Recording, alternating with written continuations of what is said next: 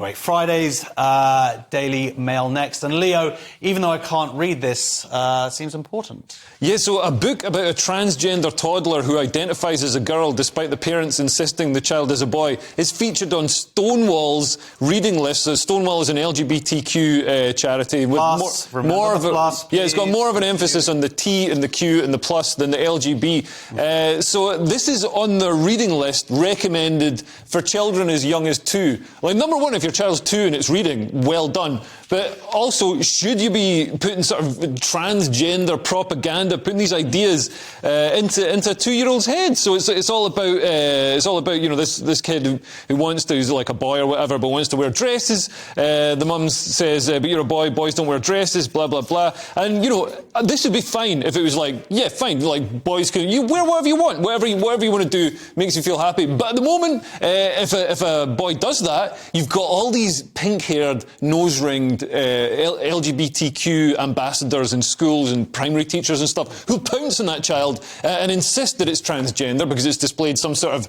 non-conforming gender characteristic, and then funnel it into transitioning with puberty blockers and sterilise it. They're basically doing the job of the Chinese government for them. Well, I mean, arguably a book like this, it reduces gender stereotypes to these ridiculous things like, oh, I want to wear a dress, thus I am a girl. Yeah, I mean, is that all it takes? Yeah. Nice dress, by the way.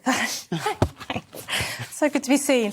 Yeah, exactly. I mean, I agree. I think it's quite patronising, isn't it, to make it so simple. I'm sure it isn't simple for people who are actually going through that. I mean, whether there are any cases where... Do you don't think there might be the occasional child that finds this helpful? Oh, yeah. No, obviously. Yeah, but it's the ones that, for some children, it could very well be the path. I'm not sure you can really identify at the age of 2, and I'm not sure it's a good idea to be sort of putting these ideas in kids' heads at the age of 2. It's incredibly rare. Before this whole trans ideology sort of took over, we're literally talking about tens of, if that, of people, of young men identifying. Well, and I love this. The chairman for the Campaign for Real Education, Christopher McGovern, he's come out and said, with regard to identity, the only lesson they need to be taught is that they should treat others as they would wish to be treated. And I know that's a bit...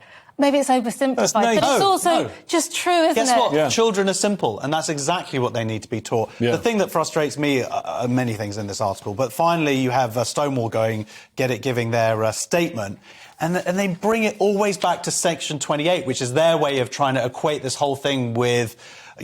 some terrible legislation, homophobic legislation, and making it about that, when this is not the same argument as that. Well, this is actually, Stonewall are actually being the homophobes here, because they say, any child that displays any sort of non-gender conforming characteristics, so, a child, a boy that, acts a bit feminine, is trans, and you've got to, so a lot of gay or lesbian boys and girls will display characteristics from the opposite gender. So it's really Stonewall that are being this sort of regressive, gender stereotypes, and also sort of eliminating the next generation of gay boys and girls.